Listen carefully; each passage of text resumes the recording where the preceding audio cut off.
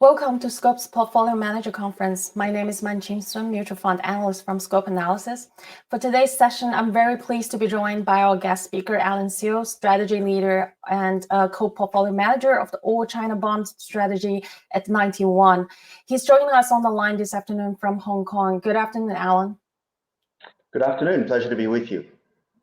Yeah, before we begin, I'd like to remind our listeners with few logistics. We will have time for your questions, so please submit your questions anytime under the section Fragen.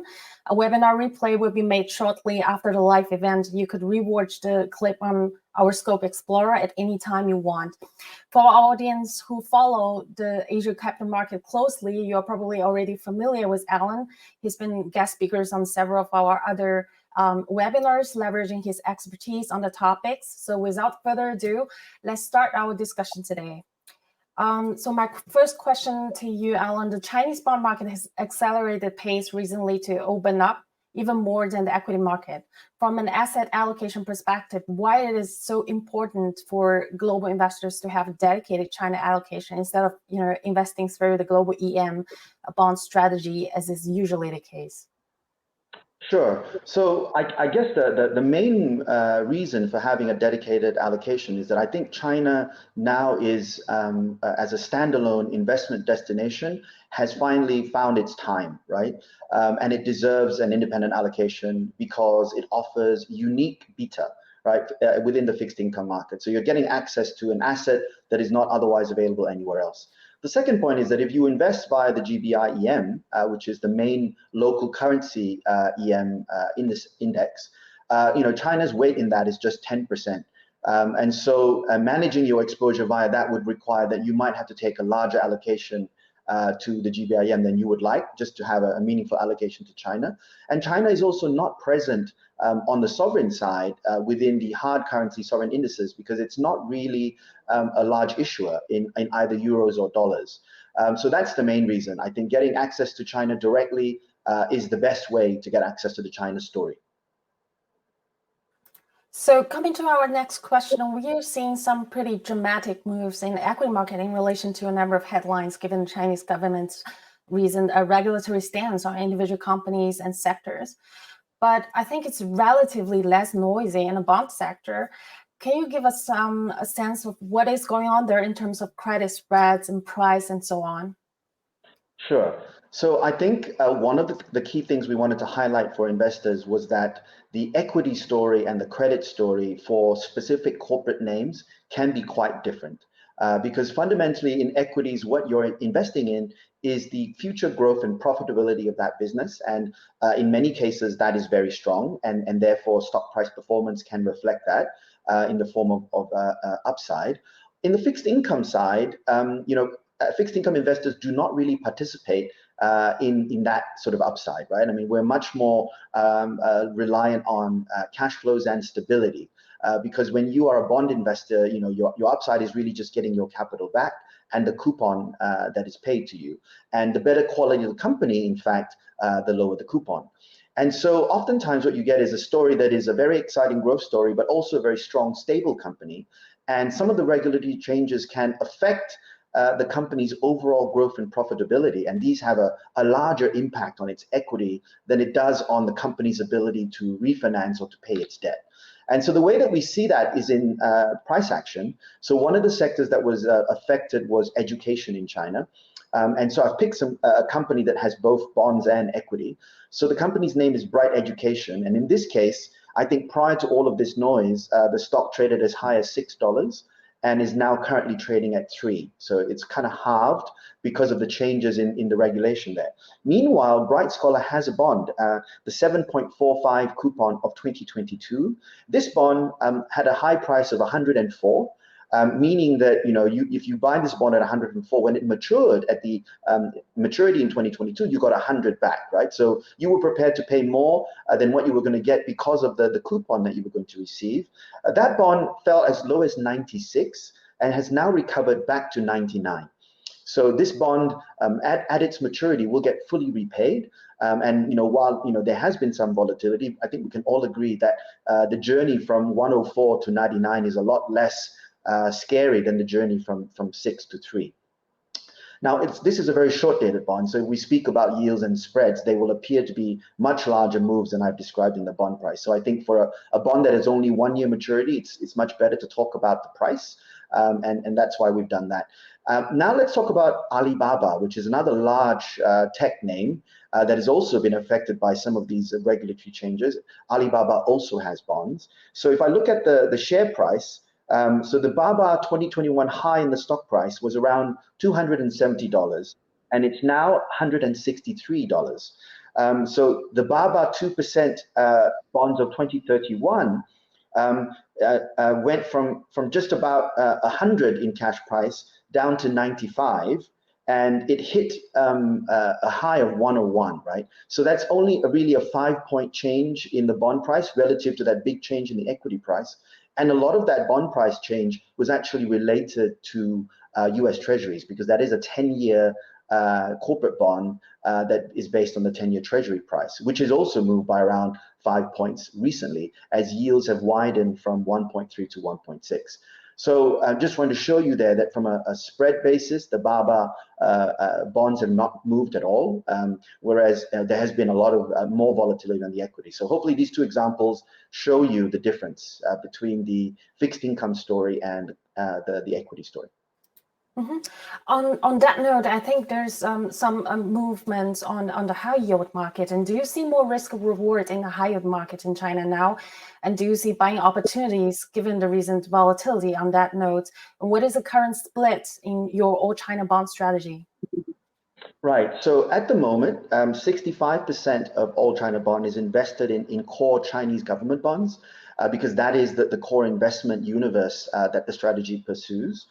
35% is then invested in credit, of which 12% is onshore and 23% is offshore. Overall, we have around 10%, 10.5% invested in high yield. So these are bonds that are rated below BBB minus. We are looking currently to increase the weight because there has been a lot of volatility in the Chinese high yield bond space, particularly in the dollar bond market and particularly in the property sector. It's important to note that, I think many commentators have talked about contagion and talked about whether or not this is going to result in widespread distress in China. It's important to realize that the property sector was not allowed to issue very many bonds onshore.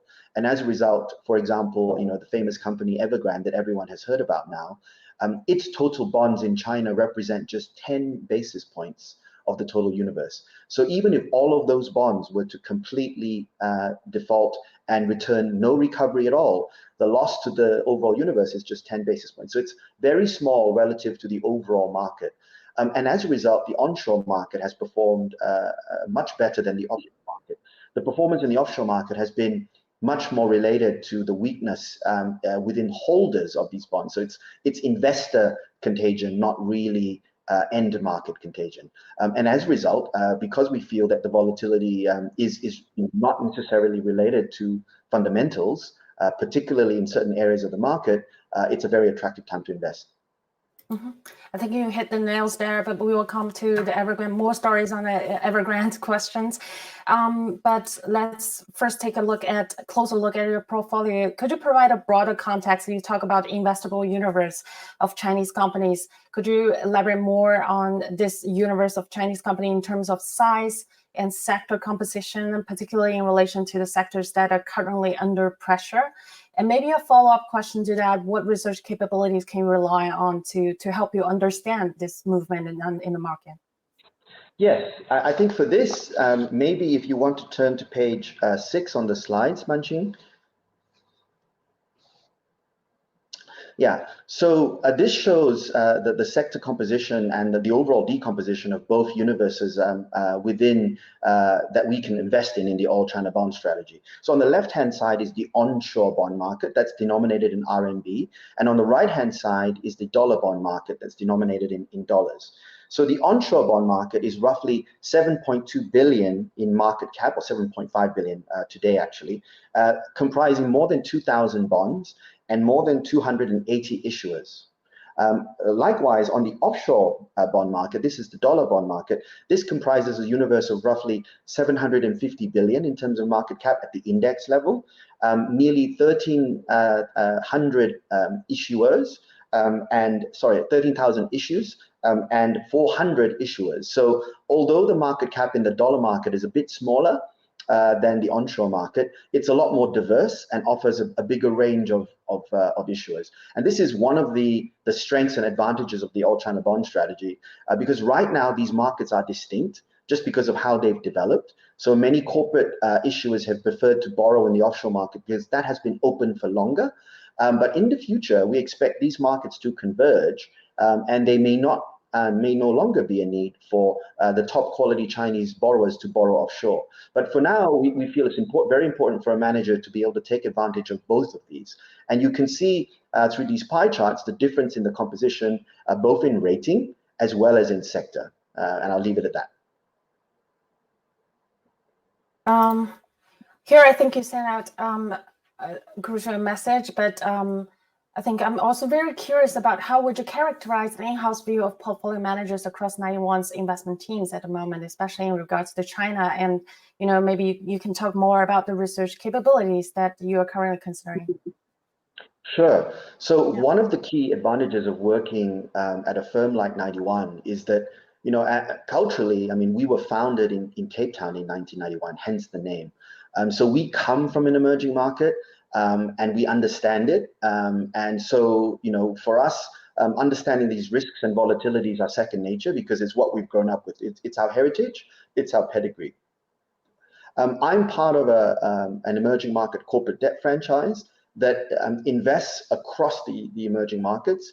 My current particular focus is Asia, but everyone on the team has been able to invest across multiple regions and sectors. And this gives us a very important advantage when we are choosing companies, because our approach is both bottom up and top down. And on the corporate side, in order to determine whether a company is great, it's not enough just to choose from companies in one region. It's important to have a global ruler and a global comparison set. And that's why it's so key. And as a result of that approach, we've been able to find the best companies because we apply not just the standards of what's available there, but also the global standards that we look at. And then at the sovereign level, I'm part of a wider emerging market sovereign franchise where we have experienced team members who look at emerging market sovereigns across the world, not just in Asia.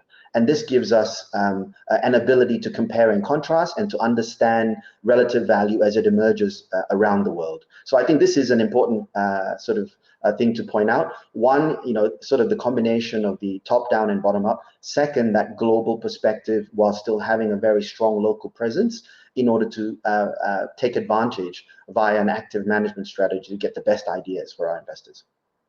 Yeah, I think this is very important information. The reason why I ask is because China presents extremely favorable preconditions for active management. But in order to benefit from this market inefficiency, it's absolutely critical to have a team on the ground with strong country affinity to help you understand and interpret new information and local policies that are essentially driving the market.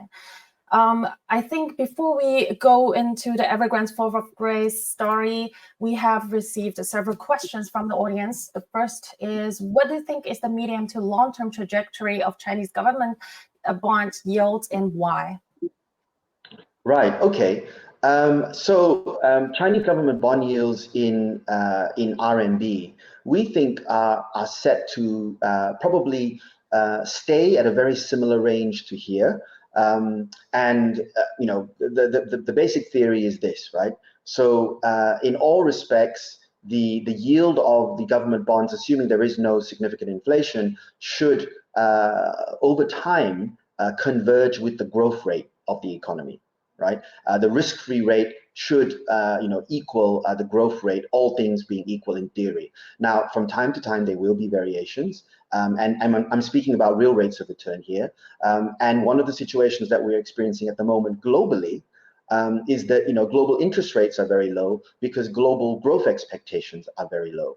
Now, with China, we're expecting these growth rates that we enjoyed in the past to slow, but to still remain meaningfully positive in the sort of mid to low single-digit area, right? It's coming from a period where it was growing double digits, and it's probably going to migrate to an area in the next 20 to 30 years where it's still going to be healthy 3 to 5%, healthy from the perspective of a developed economy, sort of stable growth dynamic, right? And as it gets there, China will have transitioned from being an emerging economy to being probably a developed market over that time, right? And so over time, we expect China's growth rate to slow as it achieves the transition, but also we expect bond yields to follow that same path. So in the meantime, investors who are buying into the China growth story benefit from one, that real yield, and to the extent that real yield falls over time as the growth rate declines, investors will also benefit from capital gains. Secondly, investing in that market also means that to the extent that you take an unhedged currency position, so if you get exposure to the currency, you're also getting the benefit from the appreciation of that currency versus other global currencies over the same period. Why are we bullish about the currency? Well, the China story is the story of an economy that's transitioning away from investment-led growth towards consumption-led growth. And this means it is also moving from becoming an exporter of low-cost manufacturing to becoming a consumer of finished goods and a consumer of services. That means more Chinese tourists. That means more Chinese purchasers of high-end and middle-end products made by everyone else, especially the engineering powerhouse that is Germany. And that means that over that time, if you are running the Chinese economy, the value of a slightly cheaper currency, because it makes you more competitive on the export side, is not as powerful as the value of being able to provide your citizens with a strong currency to purchase those global goods and services. So we see the story of the Chinese currency as this transition happens as being one where it will be more biased towards strength than weakness, and the currency is beginning its journey from the position of being undervalued.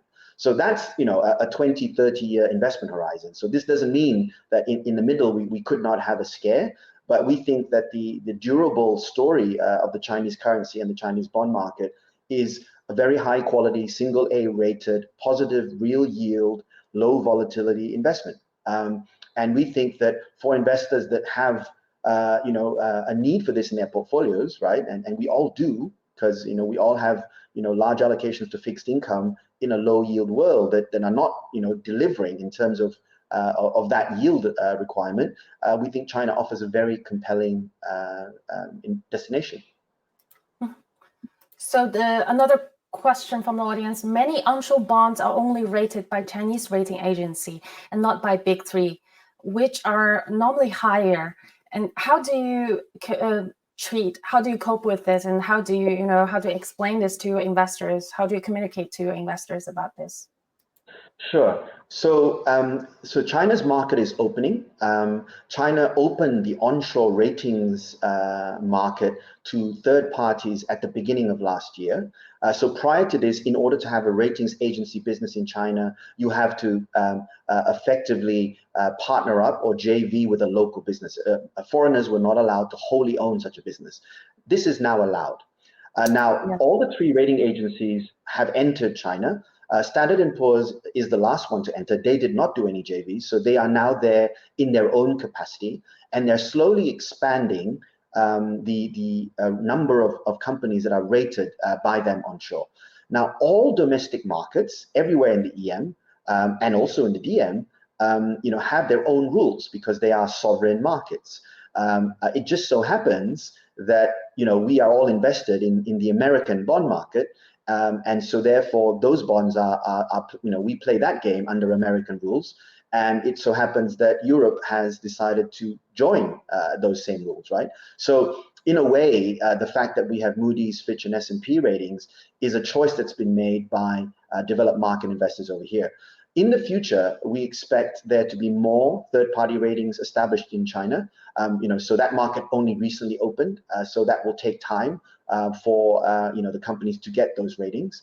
And then those ratings will become more important the more foreign investors are present in that market, because right now there is no demand. Because prior to this, the only rating you could get was one that was fully domestic. And therefore, in a market where the lowest rating is AA, many investors rightfully were saying, I'm not so sure that this rating is very useful, because if everything is AAA and AA, then something is wrong with my distribution. It's not normal. And so we're going to be, transitioning over time for that market to reflect a more normal distribution with a range of ratings from, let's say, single B all the way up to AAA. Over this time, I think investors can benefit by doing their homework. So if the same issuer has a bond issued in the offshore market that is rated, we can infer what the rating of the onshore company is, because oftentimes those issuers will be related. So that is part of our expertise, like being able to choose the right onshore issuers because of our knowledge of both markets. And also to understand, what the differences are between owning an onshore bond and an offshore bond, because onshore bonds are governed by local law, as they are in every other developed market and emerging market, whereas the offshore bonds are governed by international law. So yeah, there are definitely differences, and those differences present opportunities for active investors to generate performance.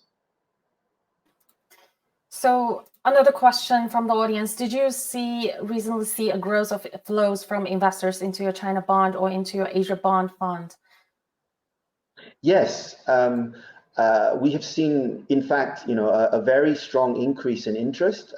So I joined 91 2 years ago. At my previous employer was Blue Bay, based in London. And at the time that I joined, our All China Bond Fund was roughly $50 million in size. And today, just as of yesterday, in fact, we're close to $1 billion now. So $977 million to be exact. Don't quote me on that. So a lot of that interest has come from investors in Europe as well as in Asia. And I think our story, while we're very proud of it, and the All China Bond Fund has a 10-year track record. I think that's the other reason that makes it special. This is not a new story for us. This is a story that we have been investing in for many years, and through many changes in the market as China opened, closed again. And so we've seen the development, and we've designed a strategy that we feel will help us take advantage of the changes to come, right? So the strategy is kind of future-proof. But also some of our peers in the market have also seen very strong flows, because every month this year, despite all of the noise around the regulatory side or on the geopolitical side, they have been record inflows of foreign investors into China on the fixed income market. And I think it would surprise many that one, the Chinese currency is the best performing currency in Asia this year, and two, that the returns in the Chinese bond markets have been positive. They've been, in the region of 3 to 5%, depending on which specific index you're looking at year to date. So despite all of the noise that we have heard and all of the negative price action in other asset classes within the China location, China fixed income has delivered very nice returns. Last question before we move to the Evergrande.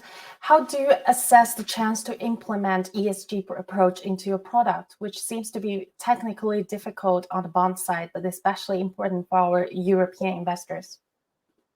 Right. Okay. So the intention across 91 for our emerging market corporate strategies, or for all our emerging market strategies, is to transition over the course of 2022 towards an Article 8 and Article 9 approach.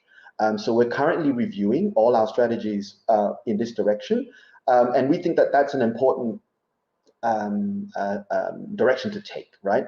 So ESG has been a core part of our process since day one, because in many ways, ESG risks are the main risks in emerging markets. That's why emerging market investments are able to offer a premium, because on these grounds, on environmental, social, and governance grounds, emerging markets have been different. They were operating under different rules. As we move forward, I think one of the key themes is that many emerging market nations are adopting ESG principles much faster than developed markets. The reason is they don't have to take the same journey, because they can leapfrog many of the steps that developed markets have taken. They don't have the same, let's say, stranded investments. They don't have the same vested interests. And so we think ESG is going to be a very important driver of EM outperformance in the future, and China is no different.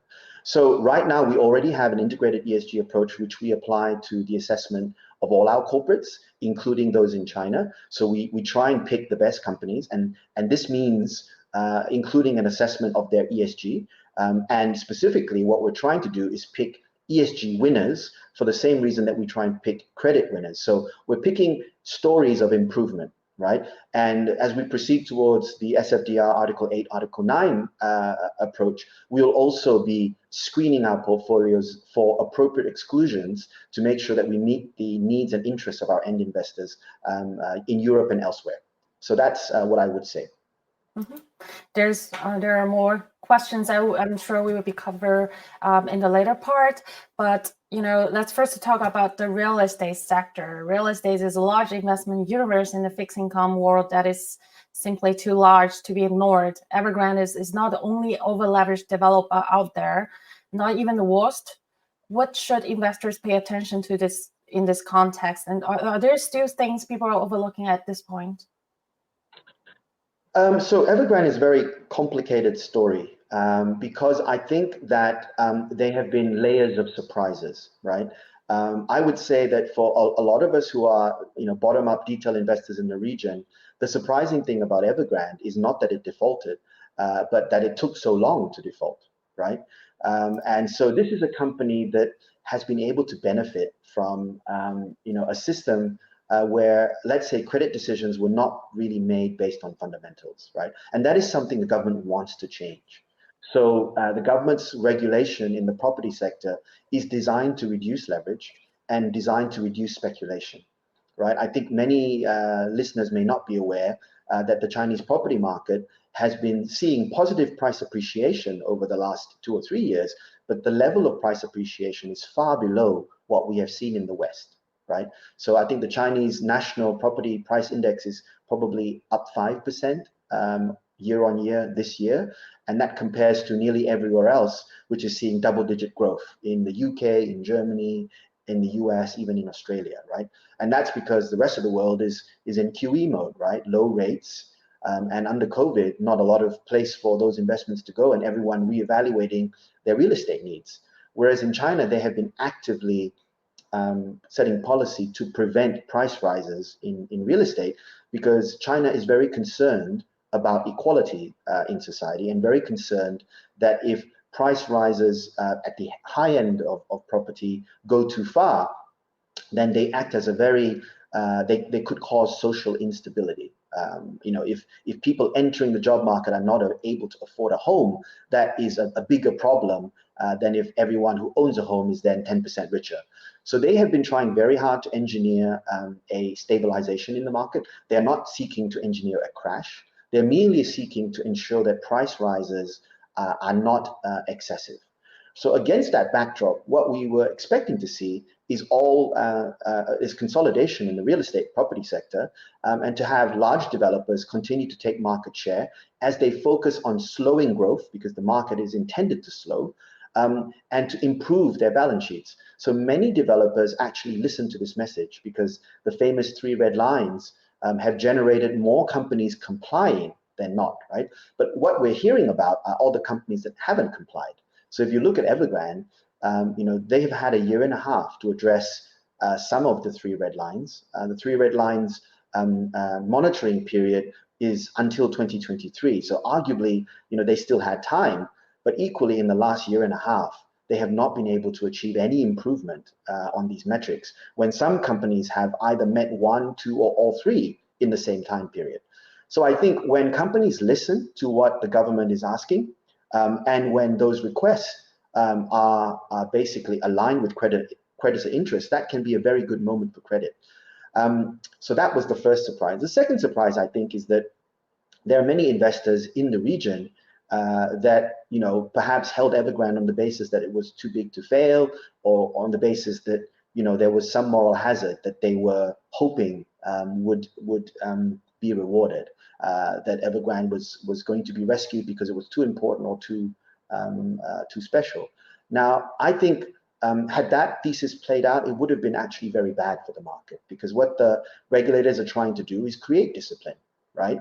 And you have to pity Chinese regulators because if the Western press is not running articles about how there is a runaway speculative bubble in Chinese property market, they're running articles about an impending collapse, right? So it's never the story that it actually is, which is that For a market that became private again only in 1980, we've had actually a pretty strong uninterrupted period of stable growth as they have provided housing for much of the country.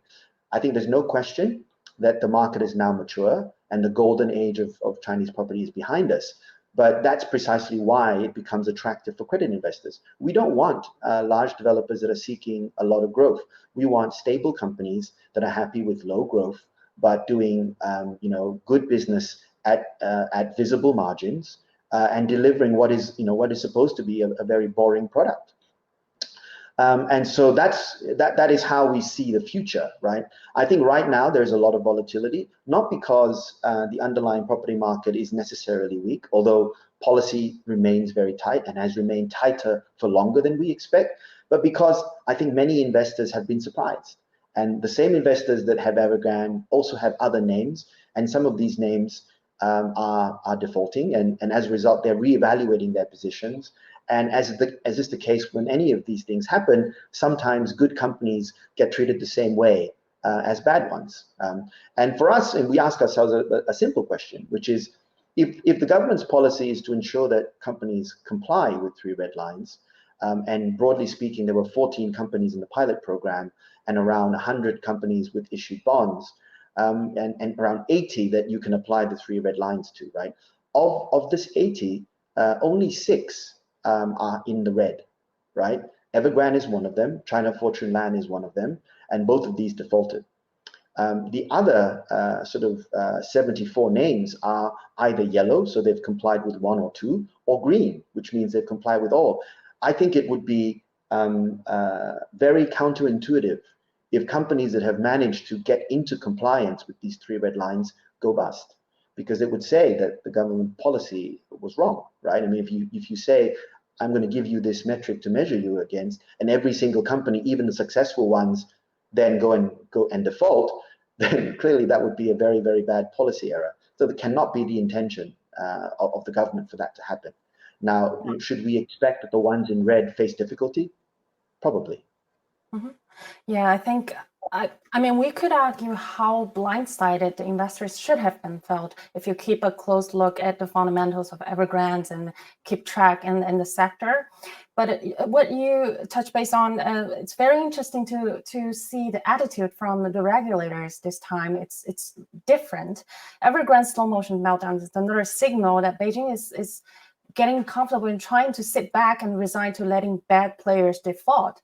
Will this new attitude have a longer-term impact on the market, and what does it mean for our global investors? How do you factor those into your portfolio?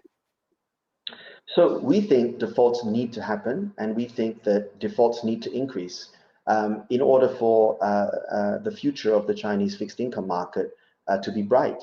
And that's because defaults have been too low in the past.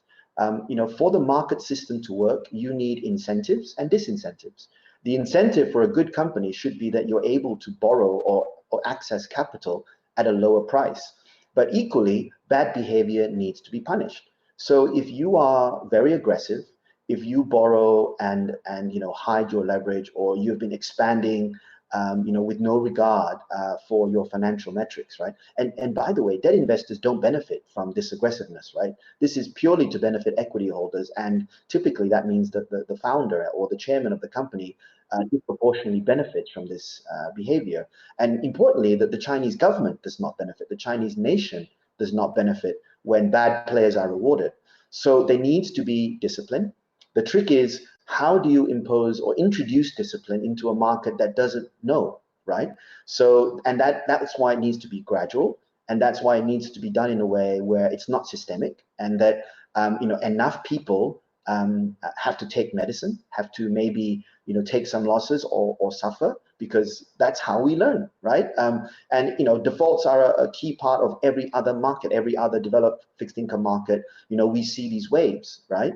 And so it's a healthy development, which we should not be afraid of, because that is difficult work that the government has to do, but it's essential work, because without that mechanism, then we're going to have problems, much bigger problems in the future, because the market will not be sustainable. Yeah. I think I can imagine the survivor of this cycle. I mean, we had this cycle back in 2014 and 15.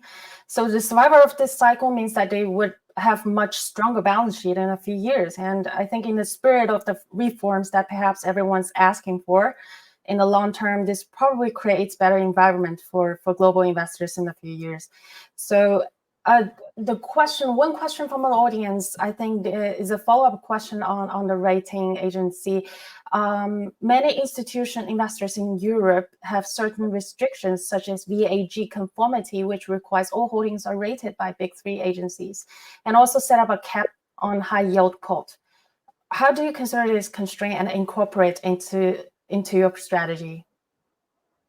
So we work with some of the largest institutional clients in Germany and are very familiar with a number of these requirements, including the VAG ones.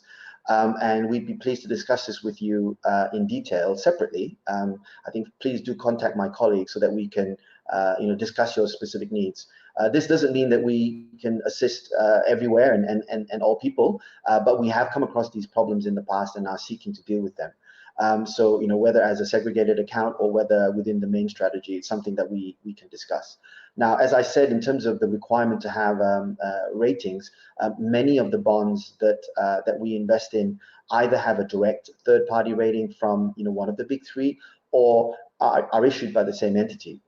So, for example, the Chinese sovereign does not issue very frequently in dollars and euros, but it does issue. And for those issuances, it does have third-party ratings. And so that is a international law bond that complies with all other requirements. But the same issuer then issues onshore in its own market. And there it doesn't need a rating because it is the government of the country. So, I think for investors that are able to look and be comfortable with that, that's another approach that we could take. The other point is to say that when the issuer onshore is part of a group or part of the same issuance structure offshore, then arguably those ratings could also be equalized as well. But again, very happy to speak about specific requirements with you individually. Mm-hmm. So let's take a step back. How do you assess the outlook for the Chinese economy? I think we will see a slowdown in growth and possibly a change in the overall growth model. Energy shortage is another potential risk for a drag on the real economy. Are these factors pricing in yet? Numbers are going to be out this week. Some of the risk we see in Q3 seems not likely to go away for Q4. So what is in store for China's bond market for the rest of 2021 as we're heading to the fourth quarter? So, as bond market investors, the key risk for us really is inflation and growth, right? So in markets where we have very strong growth and very high inflation, that's the point at which bond markets do not perform. So the reason why we're quite excited about the fixed income opportunity is that, the world entered the COVID crisis not in great shape. Right. So just prior to COVID, we were already suffering from weak growth. We were already worried about the withdrawal of stimulus, and global rates were already very low. I think COVID has been very difficult for every nation. And I think in the last year or so, we've seen the differences. I mean, Asia arguably was first in, first out, but they're adopting a zero COVID approach in a way that the West is not. And that means that we may have a world going forward where there are two different paradigms of how to approach the management of this pandemic, right?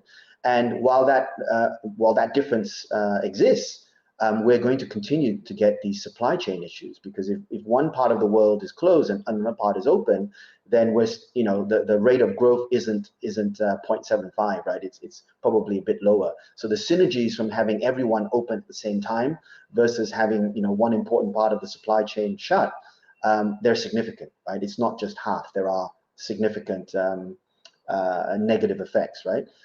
So against that backdrop, we think that Chinese growth is likely to be still from a year-on-year perspective, very respectable, sort of 7 or 8% is what most economists are forecasting. Compared to global growth, that's still a very handsome number. But we do think risks are to the downside, which means that, maybe instead of 7 or 8, we get to 5 or 6. That's still a very good result relative to, what else is going on in the world. And in that envelope, I think Chinese fixed income, will perform fine. Which is to say, it's going to be a lower volatility environment that should benefit fixed income investors. I think that there are a lot of risks in terms of uncertainties about how these things will play out. So energy shortages is one. How the economies open and reopen, whether we get a third or fourth wave. Hopefully, we don't have any more Greek letters after Delta, but one cannot know. And so one has to be vigilant, and that is the reason why an active approach makes the most sense, because even within the fixed income space, one can have an investment portfolio that is geared more towards growth or more towards stability, depending on the actual outcome, and also the ability to asset allocate between the onshore market and the offshore market to take advantage of the difference in those markets is very key. I mean, if you survey the global economic landscape, China still clearly stands out as engine of growth for the next decade or even decades. And to underweight or ignore that economic engine just does not feel like the right place to be.